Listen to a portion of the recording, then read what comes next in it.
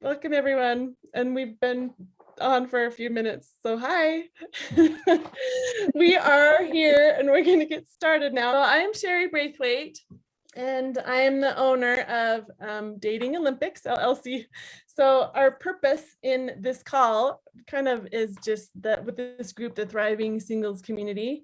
It is a community of middle-aged Christian singles and influencers. Some of the influencers, the therapists and coaches and public speakers, and there's a college professor.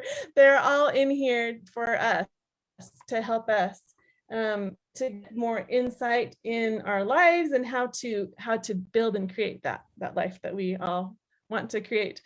And so today I collected a panel of experts on the topic of trauma.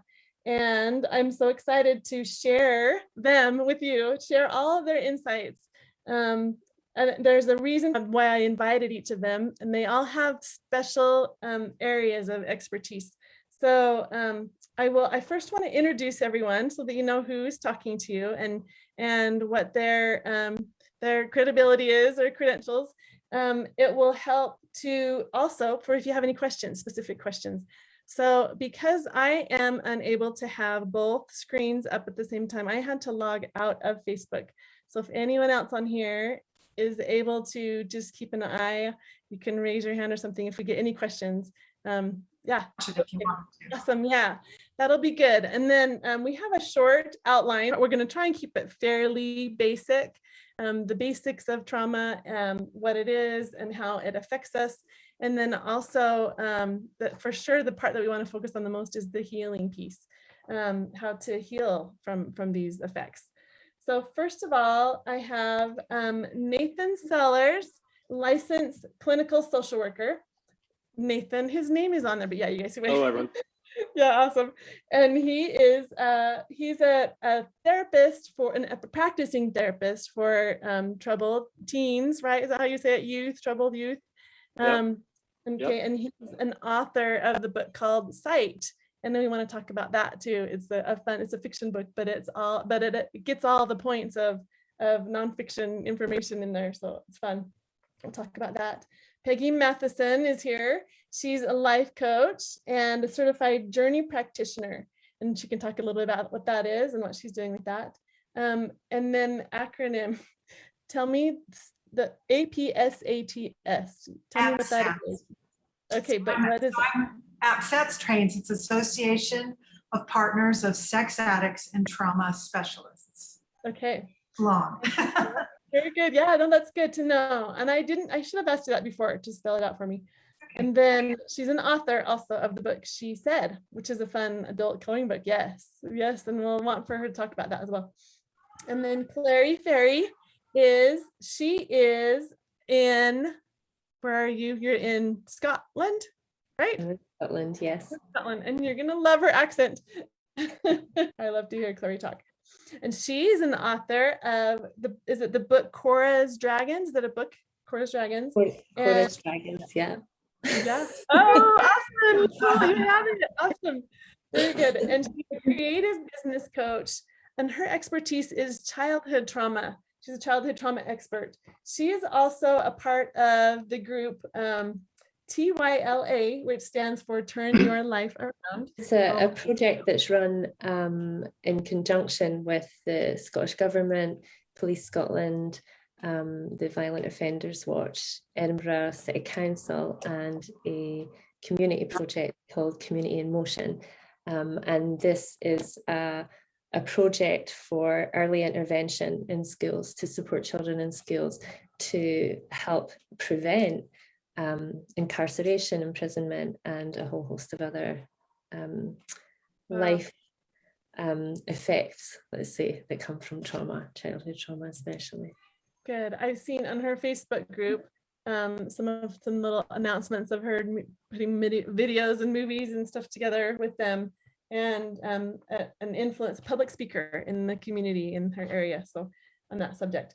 And Brian Habel, he is not seen. He doesn't have his video camera is not working. That's me, guys. Hi. And Brian, it has a master's in an art of counseling, and he is also a both personal experience and also a personal, an in-depth study of the subject of trauma. And so I knew he would have some really good insights to share with us as well in this conversation. And then Tony Rhoton, he is a life coach and trauma expert. And you know what, I didn't write it on this page, but I have it on the other one. And the other one was so good to describe you. I want to read it because this definition is better than the one I have on this paper. It is, you said, life coach and co-founder of Utah Family Therapy for youth and adults. He's really good with youth and understanding that. Is that what you'd say, more youth than adults? But for me personally, yes. Our clinic is more, like I said, it's youth and adults. We have an intensive outpatient program that works with individuals with trauma, anxiety, depression, OCD. Okay, so very good. So you're a life coach in that, and he works with within that, but then he also has YouTube videos, and he's also one that is an in-depth study of the subject, and also just an influencer in the community. All of these people are, all of them. James Burnham, he's an MBA, and he's an adaptability coach. He's been doing that for 15 years, right, James? He's got his thing on mute, but yeah, that's James. Adaptability coach. He did a video with us on metabolizing your fears recently, and that was a fun video from him. That he taught us a little bit about how to do that. And so adaptability for sure is something that we will talk about in healing from trauma. And Raquel Custer, Raquel, you can explain. I know that you are also a coach, and you specifically coach women betrayal trauma within the Bloom for Women. Yes, Bloom for Women, yes, program. So you can tell more too, that I didn't get about that. No problem. Like you said, I'm a life coach as well, and I specialize in betrayal trauma. And I'm also APSATS trained, the same organization that Peggy referenced, which focuses on partner trauma. And so I am a Bloom for Women coach, or I coach for Bloom for Women. So good. Yeah. So, and I want to tell you all who are listening that we will, and I mentioned this before the call. I didn't get a chance for James to hear this, so I can't speak for James, but we did mention earlier on the first of the call that before we started calling, that we would be open to having individual discussions as well on the specific topics. If anyone is interested, you can message me if you want more information. So we will. This is just kind of an intro of what trauma is. So first of all, I want to ask Nathan this question as the licensed therapist, licensed clinical social worker. Just what is the definition that you would say of trauma? The difference between PTSD and trauma? You can talk about that. So let's just talk about trauma on a general theme first, right? So trauma, in its most basic definition, I would say, is any kind of event or experience that puts the person in a sense of danger, be that real or perceived danger, to also high levels of stress sustained over time. So that can be an acute experience, a single experience where it's extremely stressful for a short duration of time, or for a chronic period of time, so long duration. When we look at this, it's also like you were saying, Sherry, there's the two components of trauma, right? One, trauma doesn't have to be post-traumatic stress disorder. Post-traumatic stress disorder adds some layers onto this, where it's lasting in its effects to a high level, where it's disturbing life events for at least 6 months after the event occurred. Okay. Which is not uncommon for trauma. Yeah, and maybe the depths of the trauma, right? Yeah, I mean, there's lots of different ways that we can experience trauma, right? I mean, some of the common ones we think of are different kinds of abuse, be that physical, sexual, emotional, psychological, where it's someone doing something to us. You can even add cyber trauma, as that's become a pretty big thing, especially among adolescents. But then you can also add just like life or death kind of situations where you near-death experience or you witnessed a near-death experience. Yeah. So something that I want to speak to our audience, a point that I wanted to make, and I want you to clarify, Nathan, because this is just my belief, or any of you. I mean, don't just go turn to Nathan because of a degree, because all of you have a lot of good experience. But my belief is that that there are different levels of trauma, but there's different, I don't know, I should have you guys just talk instead of me trying to figure that out. But the points that I want to make are the effects of trauma are similar for everyone, like the behavioral effects that come from it, and that the recovery is different for everyone. That was something too. Is that something that you guys agree with, or is there something that anyone wants to speak of that? I agree. I think as well, like in different areas, there's also different kinds of trauma. Just picking up on what Nathan had shared there and looking at how we identify what trauma is in regards to childhood trauma, we separate adverse childhood experiences, which are like the single events or multiple events or repeated events and experiences that are happening, with the trauma that is left as a result, the emotional trauma that occurs afterward, which I think in Nathan's language, would you have the two of them back? So you would have the traumatic events and then the PTSD as the lasting experiences. Because we look at the 10 childhood adversities, which 5 of them would be personal, physical abuse, emotional abuse, sexual abuse, physical neglect, emotional neglect, and then 5 sort of experiential within the family home. So domestic violence, alcohol, drug addiction, mental illness, loss of parent, either through death or divorce or maybe adoption or, fostering, and then also incarceration. So we would look at them as the actual experiences, but then what was left as a result of those experiences would be the trauma. That's how we would look at that. Yeah, and I think, Sherry, sorry, I think I have seen it in a way that you're trying to describe in the sense that trauma itself can have sort of a universal element, in the sense that the things that you struggle with and maybe what it looks like are kind of parallel, but I'm not explaining this great, but this is kind of what I hear you saying, and I've recognized that too, and I think it's helpful. But the subject matter, or kind of what the traumatic experience, what that was, so like for, just as an example, like for a war veteran or things like that, the triggers and the subject matter, the things it's in relation to that trauma, right? Whereas like in betrayal trauma, the triggers and sort of the subject matter again is more around fidelity and relationship and those kinds of things. Does that make sense? That just adds to what Nathan was saying about just specifically what what the definition is, overall definition of it. Yeah, it seems like what I'm hearing too, Sherry, is there's a difference between the trauma event and the trauma response, which could be long lasting in terms of like PTSD, or it could be because it was so acute, you need a little more time or whatever.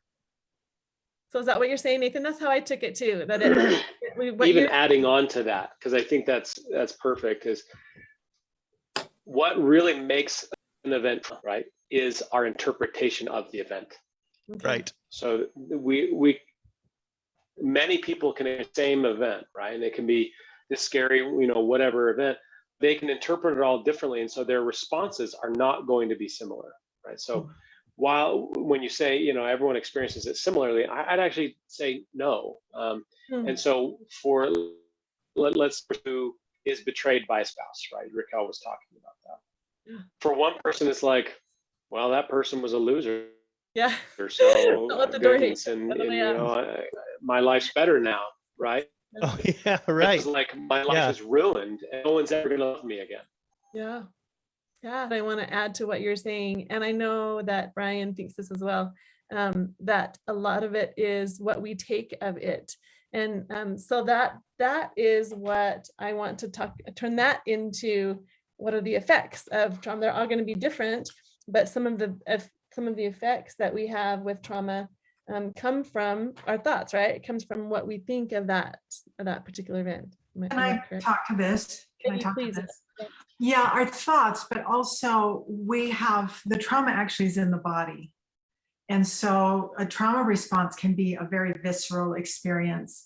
And particularly for someone who's experiencing betrayal trauma, and I know these guys that work with other kinds of trauma, they can speak to this as well, for their expertise. But with betrayal trauma, it can be, you know, anxiety, it can be loss of breath, it can be just a trigger with the senses where something comes up and they're now dysregulated and can't ground themselves if they don't have the skills to do that. And so it's not just the thoughts. It is a physical response in the body. Yes, for sure. Does the thought start it though? That's my perspective, but I could be wrong. Is it when we can manage our thoughts through mindfulness or whatever? Is that something that helps with trauma? I think sometimes I think it's important to have multiple. Not all thoughts are conscious. Yeah, thank you. Not all thoughts are conscious. And so to grasp that thought could probably, there just may be no way. Because when you're in betrayal trauma, the frontal lobe shuts off and the amygdala kicks in. So you're in the primal brain and you can't think. And so you've got to get grounded somehow. You've got to have some tools to get your breath back and, you know, and to get your body back in place. But yeah, thank you for saying that. Not all thoughts are conscious. And I think a lot of it as well can come from memory, visual memories, things that have been witnessed, things that have been seen, or even things that have been imagined as a result of experiences as well. They can kick in, you know, set off the thoughts, set off the body, all in the same, you know, the same sort of right way. Yeah. So I love that you said that. I want to speak of this just a tiny bit. I was running with that. And if anyone has more, jump in. James, for one, the reason why I chose James to come on here is that he has done a lot of trauma work, and it's all personal. And for whatever he can speak to that as much as he feels comfortable speaking. And just the different modalities. There's so many different ways, but something that has worked for me, and I will give you this, anyone, validation for what your experience is, that you are right to feel the way that you feel. I think that there's different beliefs about how much do we validate someone in their trauma, or how much we or do we validate them, or do we just allow them to step out of that validation, as far as allowing them to you know, I guess, dwell on the trauma or the experience.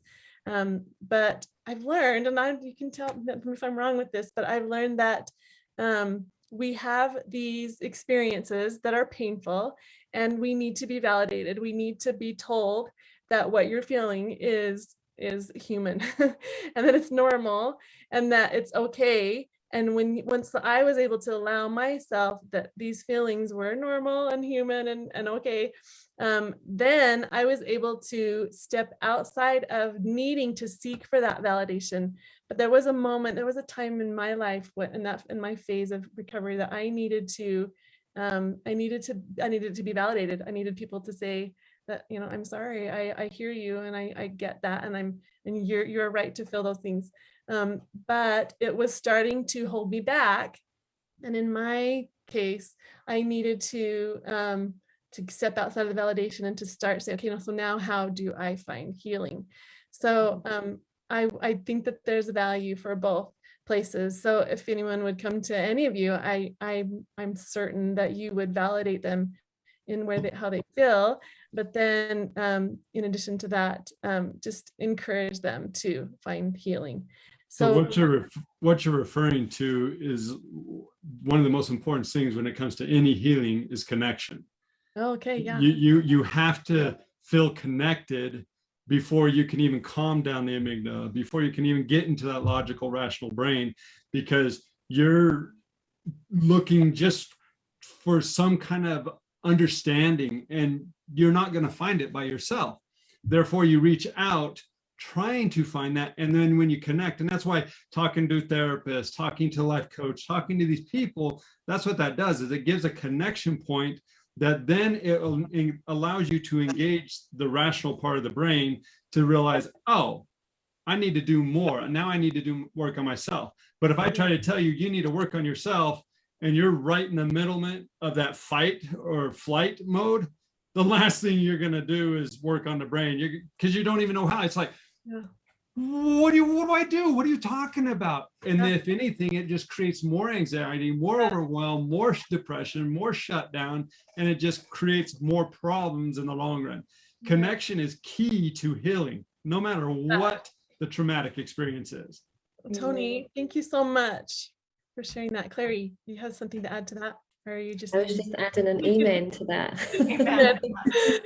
And when you're in a support role, that's important to remember, is that if you don't understand what they're going through, it doesn't matter. It's good to put your arm around them and say, I can tell that you're really hurting, and I don't know, what does that feel like? And give them a chance to express. So James, you have something, and so does Coach Peggy. James. Yeah, so I didn't get my memories back of my child abuse until 2018. Mm-hmm. And I got my memories, literally all of the stuff that had happened while I was sitting in church with my family. A song triggered everything. Wow. And it was overwhelming. And my wife was really insistent that I go and talk to the leader of that congregation about it. And I did. Like, once I got myself collected, I walked in, and I was still in a trauma response. And my mind was such that I did not even want to acknowledge that it was real. I was hoping that I would walk into a place and somebody would tell me I was having false memories. I just didn't want it to be in my reality. And I sat down and I talked to this man, told him what I had remembered. And his first response was, well, don't you think these are probably false memories? And which is so common with lay people out there, you hear this. And I didn't have a full understanding of trauma, of childhood trauma at this point. And my reaction to him was so visceral and so angry that he would suggest that what I had remembered wasn't real because the memories were so clear. And it added up to everything that happened in my life. Yeah. And it actually, for me, was a profound moment of realization that this was a reality, not a false memory. Because good. I knew that my body was responding in anger to a perceived attack on my reality, which was concrete and real, when he suggested that it wasn't. So it actually ended up being okay. And I think, when you have trauma and you have these responses, we want to be careful, obviously, right? But even when you're around somebody that's not careful, all of those inputs, when we talk about connection, when you feel that disconnection within your body, when you're talking to somebody, it can be painful, but it also lets you know, this is not the person I can go to get help, right? And so I think this idea of connection is deeply important, because that's been one of the key elements for me. You guys want to hear a story along that lines? Yes. I have an uncle, and my mom, of course, she tells lots of stories about him, but he was a psychologist, and he actually has a story of a lady that came to him in his ward who said that she had all these memories coming back to her, and I think it was what she said was an angelic person who told her that these memories were sealed up for a time later that she would be able to process it with somebody. and it involved ritual abuse. And that person then said to my uncle, and you're the person that's supposed to help me with it. And then he helped her with it, and not only helped her with it, but they verified the bodies, the deaths that took place during the ritual abuse that she witnessed. And that's a pretty horrific story, but it just emphasizes that at some point in time, I think that connection, you know, for people, particularly with severe abuse, that it's going to be a vital piece. Yeah, I reached out to my 2 older sisters who had been molested and abused by this guy, and told them my memories. And we had never discussed the particulars of the abuse, but I did with my sisters once I remembered. And the thing that was so great was that they were able to, through my conversation, actually remember stuff of their own that they had not remembered. And it was a verification for me of the reality, right? That connection there with somebody that can see you was really important to me. Yep. Super important. Can I speak to this as well? So when we're talking about betrayal trauma, and I want to just emphasize, I have been through this. So I have experienced it in my life, plus I now coach on it. But it's so important because so many, and I've mostly worked with women, but so many of the women who come to me, and this was my experience too, have to go through a waking up process, which is kind of what James is talking about. But this is a little different because it's over usually a long period of time, and they're waking up to the fact that the person they thought they had married, or their partner that they've been living with for years, is not the person they thought they were. And there's just this time where they need to share their story. It's so important that they share their story, and they may have to do it over and over and over again. But it's really important that they do it in the right setting where they can get the support they need. So often, like if I see people in the dating world and somebody keeps telling their story over and over again, my first clue is, wow, you have some stuff that's stuck in you that's still not processed through, and maybe, you know, getting some professional help might be helpful. I don't always say that, but so it's super important that there is validation of their experience, just like these 2 men were talking about, that and that is so powerful, especially for like the women that I worked with, because they think they're going crazy. They're like, I don't know what's going on. And when they get the language and the validation, and they know that other people have gone through it, like just it's like this beginning of really being able to heal. True. Yeah, so good. So then I agree with that 100%. So then I want to ask you, if you're in a place where you have received a lot of validation, and how would you know when you're in a place when you actually are ready to move on from that, let go of some of that, maybe, because it's important, it's a phase. I believe it's important to go through the validation piece. But I guess my own story, my own situation is that I didn't actually find the healing, the real healing and changing, transforming in my life until I stopped seeking for validation. So I believe it's not my place to tell someone that they should stop seeking validation, and that they need to consider, you know, but how do you, but maybe Nathan, as practitioners, how do you help someone to make that transition, or do you ever make the suggestion to them that? So there's a difference between seeking validation and being validated, right? Okay. And that's an important distinction, right? When we're seeking validation, we're constantly looking for, what you're essentially doing is, I need others to approve of me for me to be okay. Yeah. And that's where it starts to delve into that unhealthy realm. When we can, what everyone else is talking about right here isn't that. Oh, okay. It's the need to feel heard, the need to feel understood without judgment, right? And that's such a critical component of healing, as Tony, you were talking about earlier. And I have a blog, and one of the blog posts is entitled "Empathy is Magic," right? And I truly believe it is, because when we receive empathy and understanding, it is that root level of like, okay, It's okay to be me in all my ugliness and all my trauma and all my whatever. It's okay. Yeah. And that's that foundational healing place of, okay, now I can start moving forward, right? To know that I'm okay. And it's remarkable. I can't tell you how many times people are in high distress, and when I can just meet them with empathy and understanding, the distress comes down. And they start to be able to start to regulate themselves, and then to start to recognize and develop insight and move forward in their recovery. Yeah. Yeah. I'm just Got it. Go ahead, James. Maybe you can answer my question. Yeah, I love that. That's actually hits exactly on one of the key elements of my recovery, which was the practice of self-compassion, which I think is the conduit to being able to provide empathy to others. And it wasn't really until I could forgive myself for all of the things that I had done as a child of trauma, and then also really offer myself compassion for what I had experienced as a little boy, that until that point, I really wasn't able to get past the triggers and the things that would set me off. I had to start with self-compassion, which honestly is just another form of empathy, right? Yeah, that was essential.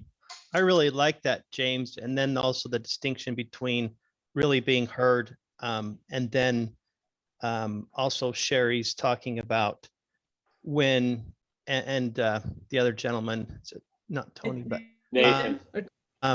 about being the distinction then being, there is also a point, however, where we can continue to seek validation, maybe because we're not having that within ourselves with the self-compassion, that really allows us to be at a place where we're not being dependent on others for our own recovery. That's good. So Well, amen. What happens is what you're talking about, Sherry, is where you start crossing over and you start giving yourself excuses. Like, oh, I would do this, but this happened. So, oh, woe's me. It's kind of that woe's me pity party type of thing is where you're delving into there, what you're talking about. And we're talking about in general, what referring to James is, we call it connecting with self. We've got to connect with ourselves. It's all about connection, connecting with others, connecting with self, connecting with God, connecting with, it's all about connection. And once we can connect together and we no longer are delving into that woe's me attitude, then we can start to really experience the healing. And I give you an example. Amen. That's good. I didn't realize I was doing this when I had somebody who declared bankruptcy on me for $30,000. And that's a lot for a small business owner. And I remember every time I talked with somebody, it was like, yeah, I'd be doing better, but yeah. And I was like, why am I allowing that person to have so much control over me that even though that happened several years ago, it's still controlling me? I'm using it to control whether I'm successful. I'm using it to control my financial state. I was using it as a crutch, and I was milking it. And it wasn't until I thought back, I was like, wow, I'm the one that's at fault here. And that person did what they did, yes, but I'm the one that keeps it and keeps using it as that crutch to give me that excuse of why I'm in such a bad situation. Yeah. No, not victim. She might have put me in that situation at first, but I'm keeping myself there. Yeah. Well said. Beautiful, Okay. Tony. I've in my blog, my last 5 posts are all about trauma recovery. And yes, I wanted to. You're speaking to so many of those points. The blog is it's writingonpurpose.org. Yeah. But it's you talk about we've healing, or not healing, forgiveness, right? That how can I possibly forgive? And that's both of others and ourselves, right? But another part of it is, how do we get out of the victim mindset? Because that, we may be a victim to something, but our mindset is what keeps us there. Yeah. And that is the essence of like lingering trauma, is how do we decide, who we give our power to? because so much we give our power to some. We give our power to our abusers, right? I was reading years ago, what's her name? Elizabeth Smart's biography or her autobiography. Right at the end, there's this really powerful statement. She's finally gotten away from her abusers, and her mom has her. And the next morning she wakes up and her mom says to her, like, they have taken 9 months of your life. Don't give them another second, right? It's that idea of, can Amen. we own our own power? Can we be able to say, all right, I can forgive me. I can forgive them. I can see them as a whole person. And that's not excusing them for their behavior. It's letting go of their power over me and not giving it to them anymore. Yeah, that's so good. Can I speak to Thank this? you. I was going to ask you to speak of this. Yes, thank you. So I was wanting to, a couple of great points have come up, and especially in regards to connection, like Tony was saying, and also in regards to forgiveness, because when you're in a space where you're experiencing trauma from an external event, when it comes to connecting and it comes to forgiveness, there's a real difficulty with opening up again to trust, especially if you believe that this is going to come back again and harm you again. Like the whole body doesn't want to open up. You'll go completely into safe mode. And so what James was sharing there about self-love and about self-compassion, this was my gateway. This was the key for me for my own healing. I could not find it in myself to forgive the experiences that had happened. I was very angry about them, and justifiably valid, that was valid feeling to have concerning those experiences that I'd had. However, I was stunted in my growth and I needed to grow. And the only way I was able to actually find understanding, patience, kindness, forgiveness, and truth for the situations that I was experiencing was first to find it in myself. I had to first forgive, love, have that patience, that understanding for myself, the kindness for myself. And only when I learned how to actually do that and feel that in myself and know what love sounded like coming out of my own thoughts and my own words towards myself, how it felt in my body, I was only then able to recognize that when someone was bringing love to me, because it felt just like what I already know in myself. And so I had to go through that process of really identifying what love looks like, what care looks like, what forgiveness, what patience looks like in me, in order to finally sort of open that door and trust that I can allow you in and know if you're bringing love and if you're not. And if you're not, I can close that off on you without, having it affect me, or keep it open if, that love is being returned. And that was the only way that I could find that. That is so neat. So that is so awesome. Yeah. So can I say something here? Yes. So this is beautiful, Clairey. That's such a beautiful description, and this is so much what we in betrayal trauma recovery we talk about. The antidote to abuse is self-care. And this is exactly what she's talking about. And she's talking about clearing herself first, getting herself aligned with truth in order to be able to handle whatever's coming at her in the world outside of her. So it's so beautifully put. But in betrayal trauma, that's part of what we talk about, is that self-care. It's not polishing your nails. It's all the boundaries, it's all the self-knowledge, it's all the self-compassion, self-love. But polishing your nails might be a part of it. That may be a very real part of it. Exactly. But anyway, so I just wanted to make that point. It's such an important point. And I believe it's also where the abuser, or those who are creating the trauma, need to go in order to find their healing, is their own self-care and their own self-love and compassion. Sherry, just really quick, there's a comment that somebody said, forgiveness was surprisingly easy and freeing for me, but learning to really be able to genuinely trust someone again has been unbelievably difficult. Yeah. Can I address that? Yes, please. Yes. I would love it. I understand that. And Sherry and I have talked, and I totally get that, Sherry. But this is what really has guided me in my own healing process.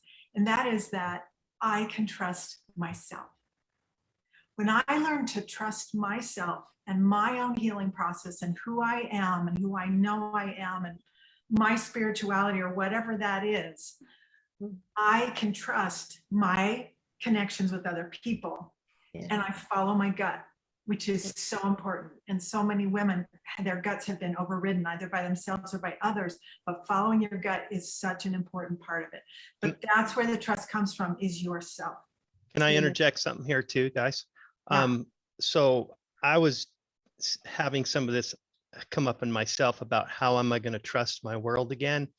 And as I was reading a book on boundaries, one of the most profound insights that I gained from the book, not only do you, of course, try to get support from other people involved in your boundaries, but the most important point is that you can only ever really set boundaries on yourself. You can't really set them on other people. And when I realized that, I realized, okay, now I can have the coordination that I need, not to be defensive to the world, but to set the boundary that says, you know what, I'm not going to participate in that, but you can do what you want, you know, and come across in a non-defensive way. Right. And so you can not only instill the trust in yourself, but your trust to be able to remove yourself from threatening situations. Yes, absolutely. And that's how you trust yourself. That's part of how you trust yourself. Yes, it starts with that. Yep. So I wanted to, you guys are so awesome. This is good stuff. And I really could talk for hours about this. And if I want to be respectful of everyone's time, I know some of you have to leave right at 1, and so that's 10 minutes. But James, don't get too relaxed there. I was going to ask you, I want to end the last 10 minutes of each of you sharing as much as you can or want to about, as much as we can in 10 minutes, about some of the modalities that you've used that have helped you. We talked about self-compassion, self-care, personal trust, identify the building the self-confidence.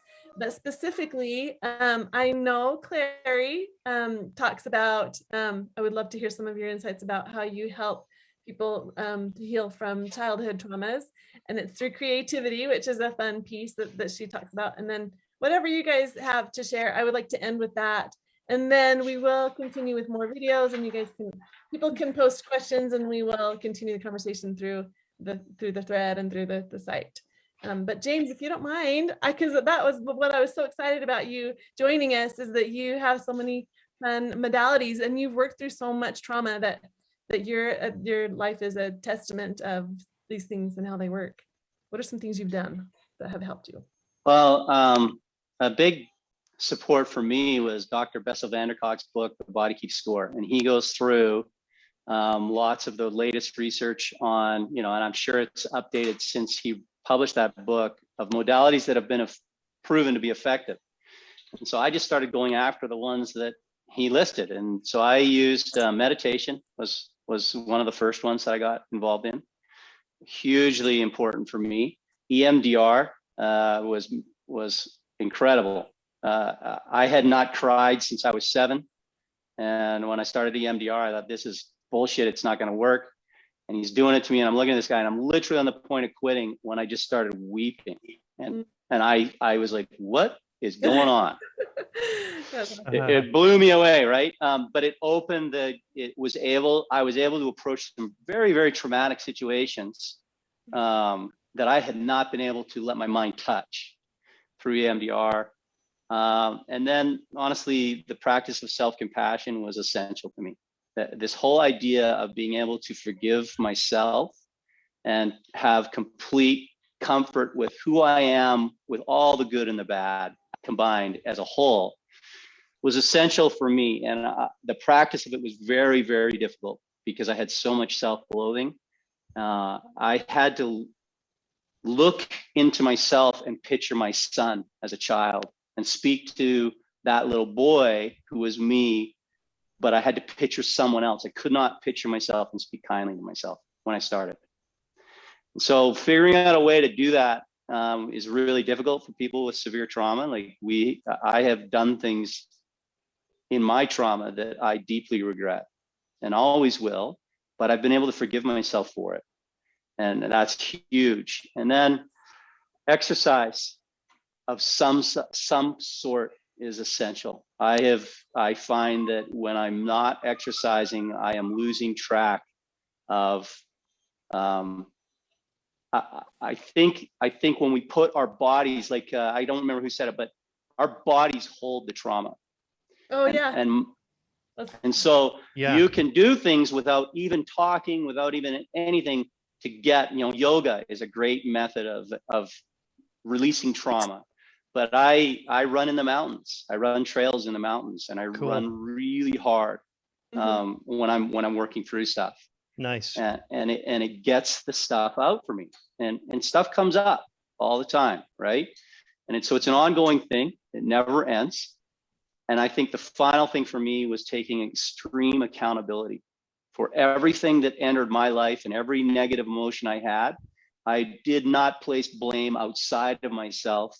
I didn't blame myself either, but I took accountability for how I was feeling and the decision to allow that feeling to exist within me, because I can change it. I know I can change that emotion from whatever it is to something better if I reroute the process that's going on within me. And so having that accountability, not blaming anybody, was a big deal for me. And I think what was helpful for me was, I do a lot of extreme sports and things like that. And there's a lot of things that I've done and experienced. I have numerous near-death experiences, like really, truly near death. And I don't consider any of them traumatic, but people can feel traumatized hearing what I've done or witnessing it. And I realized that is their process, and that is what they're allowing within themselves. And so when I looked at the abuse that I suffered, it was quite extreme. For a while there, right, it made me think, wow, like, no wonder I'm so messed up, and this is who I am, right? And then changing that and thinking of how it made me strong and how it made me better and how I found the greatest source of who I am and what I am through those trials, flips the narrative. And I took accountability for it. And I look now, I literally actually 3 weeks after I got my memories, I went back. I love to confront fear, so that there is a lot of fear around this. And so I like to walk through barriers of fear and change it. And I went back to my home where I grew up. My parents still live there. And I took time to sit in every place where I was attacked and just feel it and work through it. And at first I thought I'd never be able to return to that home again.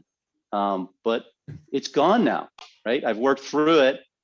I don't hold any negativity to that stuff. That was a moment in time in the space of a beautiful childhood in many ways, right? And that extreme accountability for how I feel and what I experience, combined with the self-compassion and the other modalities, has been essential for me. Now there's endless amounts, and I think you just chase them all. If there's anything that's discord, you just you go after it. And there's elements that you can pull out from everything you do. And I could go on and on. I've done so many things, and I continue to do it. James, thanks for sharing your courage, man. Yeah, James. Also, I want to share, if you would be willing, if you want to share your podcast and then also website. I've seen posts from you about your adaptability coaching. I think would be helpful for everyone. So we can share it let's just do that. Share it in the video. I mean, in the post on the Facebook group, if that's okay with you, James. Sure. Okay, and then Clairey, did you want to say something? How do you help people, or how have you been helped? Anything different than what James has said? We have just a few more minutes, but I want to allow you guys to speak whatever you have to say. So there's two things I do here. One of them is with the coaching with creative business, and another is what we do when we go into the schools. Mostly when we're in the skills, we're looking at building resilience in the skills. So we are providing tools that the children can use continually to help build their confidence and to be able to move through tough times. Like, we can't take them away for them. We can't change, how their lives are. And it is things like James said, keeping active. One of the things that are really important is reaching out and speaking to people, talking things over, building connections. Like the connection is powerful, the most powerful thing to healing. Finding safe spaces to share so that shame goes away as well, because there's a lot of shame around trauma. And so being able to share that and talk it through, and really learn who you truly are and what is true for you is really powerful. So we encourage with the children to keep active, make a difference, serve, have a goal, an activity, hobbies, things that you're focusing on to build your confidence. And then also with the coaching, I look specifically at storytelling. And so I'm looking at visualizations, looking at your identity, telling a new story for who you are, which takes ownership of your story. Like what James was saying, a Brené Brown quote had came to mind, and that was I think it's along the lines of, when you take ownership of your story and you love yourself through the process, is the bravest thing that you will ever do. And that love is key to everything. That's one of a new book that I've been working on recently, the Love in Action, and it is around the aspects of love that help you to heal and develop in your whole self. So there's a few things that could help for sure. Show us your book and what it's about. Just tell us briefly the Love in Action book. The Cora's Dragon, or whatever you want to. So the Cora's Dragons. This is one for children. This is really a book to it really identifies different ideas that come into your mind that create fear or in your body. And so I call these the dragons, and there's 7 of them in total. And when I go in and I talk to the children about the dragons, I go way more into depth. So the book itself is more of an awareness of these dragons. And then we have fun with it. We draw our dragons, we look at what our dragons look like and the kind of thoughts that our dragons are having. I think one of the powerful things that I found in the schools was and I thought this was beautiful, to be able to talk about mental health in a classroom where the children and the teachers and those in the class disassociated their self with ideas and thoughts that they were having. So before, they were very identified with, that thought is me, that's who I am, hopeless or useless or not very good at that. And so when I had brought in the language of the dragons, there was almost a separation that occurred where, so that is not actually me, that's a thought that I'm having or a feeling that I'm having or something that I'm experiencing that I can look at and decide whether that works for me. Does that serve me? Does that not? Is there something that might be more helpful? And so it opens a space to sort of play with these dragons and how you work with them in yourself. So it's a lot of fun. So we will continue with you and have a video in the future. And then I just thought of this, that each of you probably have to leave very soon. And so what I thought might be a good idea is that each of you can post in that group. You can post links or your suggestion or do an article or whatever you want to do to add, if you have more to add. Raquel does need to leave. She told me that she has until 1 o'clock, but I wanted to mention the Bloom for Women. If you want to say anything of that before you yes, leave. Please. I was hoping for. Yeah, I know, that's a good one. It's a good support. And there's the pathway for men. There is. Yeah. So what I love what has been shared. It's been a great experience to be here. One thing that I thought is really valuable about Bloom for Women specifically is that that you can, all of these things are in one place, because when you consider healing, it can seem overwhelming, especially if you're listening to some of these things for the first time. For us, it's kind of like common language and something part of our world, but for those who have not heard it before, what I love about it is it's a free subscription where there's like courses that are all in one place, and there's other sites that have similarities like that are made in a similar way. But so like the self-compassion that we talked about, boundaries, like what is betrayal trauma, which I realized after I probably should have also explained, which is just the trauma, simply put, like the trauma that we consider a partner goes through with the experience of betrayal, infidelity, including the viewing of pornography, if that helps viewers connect to what we're talking about. But there is, there's even a trust course on there by the Covey, like the speed of trust, is there, and even kind of breaking that down.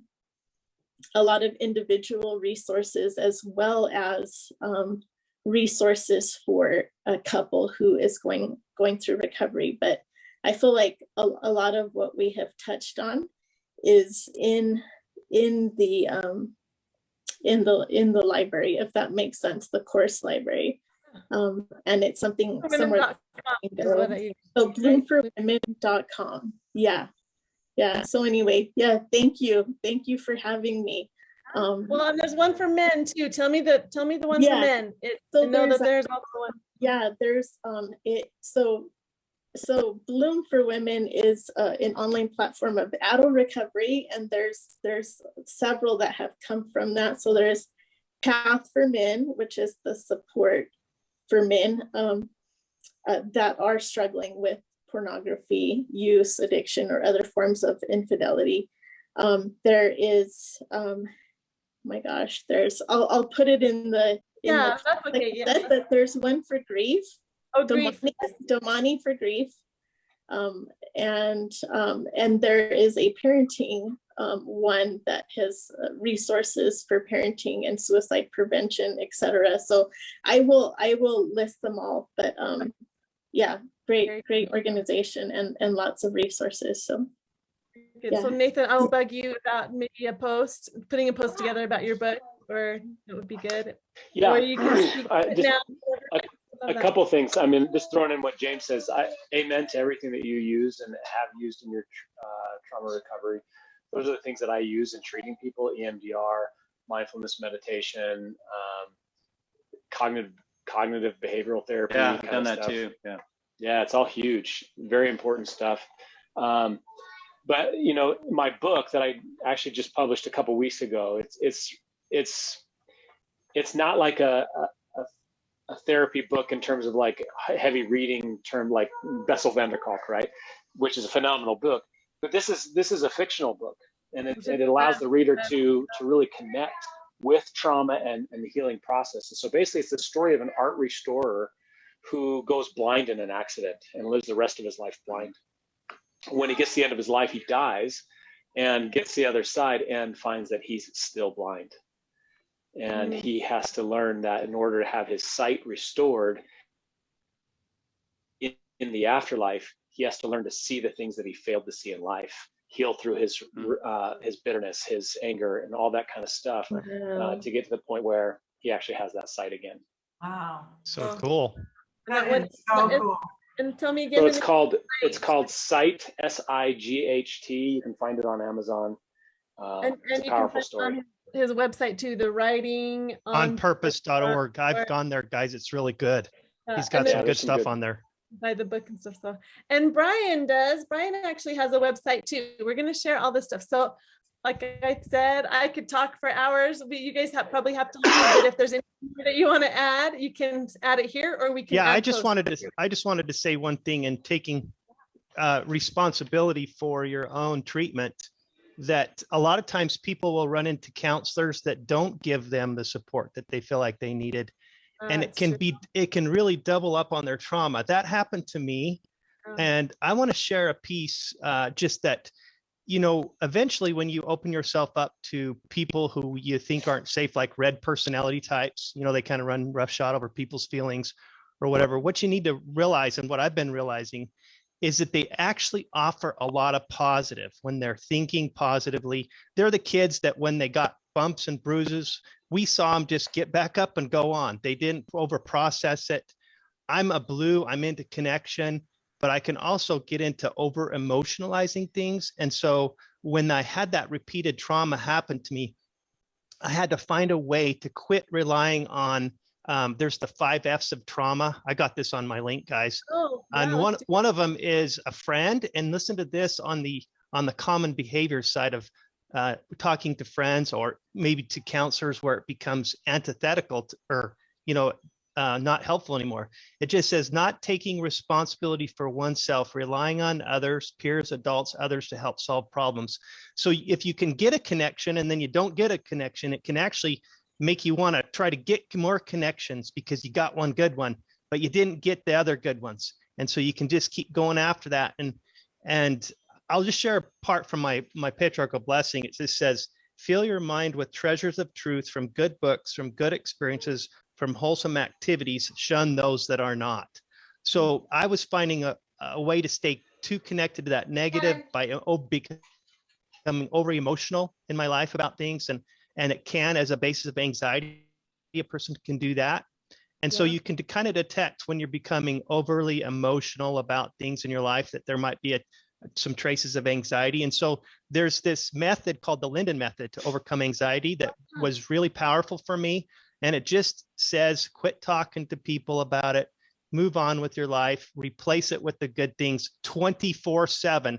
And that over emotional, anxious brain will switch like a light switch. And I think it's to different degrees for people, depending on how analytical you are and how much of a pilot light you're keeping lit. But you will eventually turn that anxious brain into a non-anxious brain because of replacing the bad with the good. That's so good. And I have a full write-up on the anxiety and the Linden Method on that website. You can find on those links, guys. Is it okay, That's awesome. Brian, if we share your posts on the Facebook group? We can share some of those posts. They're good. Those are good ones. Thank you, guys. We'll do that. We'll add it. Yes, thank you all so much. And Peggy, I don't know if you had a chance to say final anything. I loved that you guys, everything you guys have said, and I will. Let me just say one really quick thing, okay? Because most people don't understand what I do. Yeah. Everything, I totally 100% agree with everything that everyone said. I do restorative guided meditation, and it's client-led. It's similar to hypnosis, although because I love that client-led. Yeah, it's client-led. It's your body, your record in your body, your emotions, and whatever you need to come up to heal comes up to be healed. Now, I just want to say trauma. We talked a lot about trauma here, but we also have unfinished business in our childhood that may not be necessarily related as big T trauma that's driving patterns. And particularly when we're talking about singles groups, maybe people who've gotten in relationships with the same kind of people over and over again, there's probably something that's not conscious that's driving that. So the work that I do with that is dealing with the non-conscious, what's been laid down in the non-conscious, those thoughts that we don't know are there. Yeah. So, and it kind of incorporates all of what everybody's been talking about here. So I just wanted to say that. Good. I'm so glad you did. And there is another video for me and Peggy on YouTube, and we can share that as well. Reshare it, where I talk to you about the stuff you do. So that would be good to, maybe we can expand on that. So that sounds great. Tony, did you have any last thoughts or anything to add? Thank you guys so much. One of the things that I really think is fascinating is really the brain. And we see it in James's experience. He completely blocked out, had no memory of his trauma that he experienced until his mind, his state knew he could handle to go through it. Right, that's right. And at that point, he was able to step up and he was able to manage it. If he had tried to do that or force that earlier in his life, it would have just probably led him to extreme drug abuse or other coping mechanisms that would create complete shutdown of the system because he couldn't handle it. So it is very important as you're dealing with trauma, not to force it. Allow it to come naturally. As you start to build your strength, you start to build your resiliency and your ability to handle what you've dealt with, the brain will allow you to release it so that you can deal with it. But if you try to force it, then you create overwhelm and shutdown within, and your brain is saying, whoa, you can't do this. And so it will literally make you sick. It will literally cause something to happen in your life to distract you from that so that it will not overwhelm you, because its mere objective is to keep you alive. and it knows if you try to go into it too quickly, it will kill you. Down. Oh, yeah. So it's, yeah, that's really good information, especially for coaches on the site that are helping people to not try and force it out of people, not to try and force them to tell these stories that they might be able to heal from, but wait till let them do it when they're ready. I don't think coaches do that. I don't know of any, but that's just important information, Tony. Thank you, all of you. Thank you so much. Anything else? Thank you, Sherry. Yeah, thank you, You are Brian. awesome. 74790. What's my new nickname for you, Brian? 747. Okay, see you Well, thank later. you so much for Goodbye. having me. It was lovely Gosh, to spend thanks. this time with you all. It was nice You to too. meet you Thank all. you, guys. It's awesome. Guys. Thanks, Sherry. Yeah.